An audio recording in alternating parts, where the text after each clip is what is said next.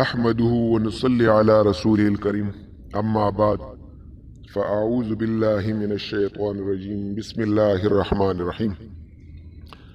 السلام علیکم ورحمۃ اللہ وبرکاتہ۔ ناظرین، قرآن پاک کلام میں بہت بڑی برکت ہوتی ہے اگر بندہ یقین توجہ کے ساتھ پڑھی جائے۔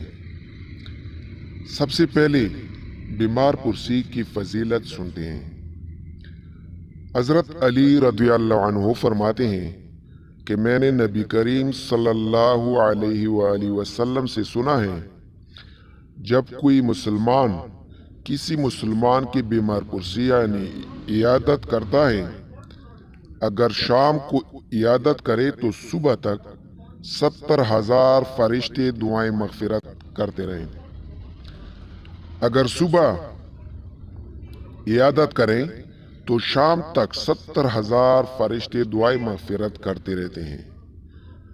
بھائیوں دوستو، یہ بہت بڑی فضیلت ہے جب کسی انسان کے لیے فرشتے دعائیں کرتے ہیں، اور اس کے ساتھ ساتھ بیماری سے شفا حاصل کرنے کے لیے کچھ وظیفہ عمل بتا رہا ہوں۔ وہ ہے، اگر کوئی یقین کے ساتھ یہ دعا پڑھ لے۔ امام طریقت ابو القاسم کشیری رحمۃ اللہ علیہ سے منقول ہیں، وہ فرماتے ہیں کہ ان کا بچہ بیمار ہو گیا، اس کی بیماری اتنی سخت ہو گئی کہ وہ قریب المرگ ہو گیا۔ وہ بیان کرتے ہیں کہ میں نے رسول اللہ صلی اللہ علیہ وآلہ وسلم خواب میں دیکھا، اور آپ صلی اللہ علیہ وآلہ وسلم نے فرمایا، تم آیات شفا سے کیوں دور رہتے ہو؟ کیوں ان سے شفا نہیں مانگتے؟ میں بیدار ہو گیا اور اس پر غور کرنے لگا تو میں نے ان آیات شفا قرآن شریف میں 6 جگہ پایا۔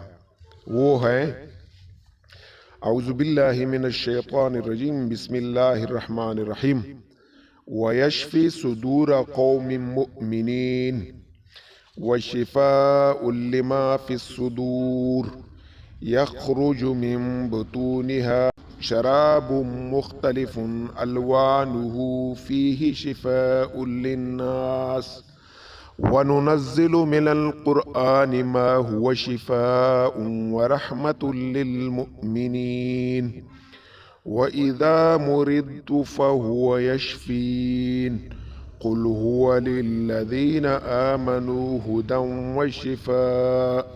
بھائی دوستو، اگر کوئی یقین کے ساتھ یہ دعا پڑھ لے تو انشاءاللہ اللہ تعالیٰ شفا کاملہ نصیب عطا فرمائے گا۔ بھائی دوستو، اگر ویڈیو پسند آئے تو چینل کو سبسکرائب کرو۔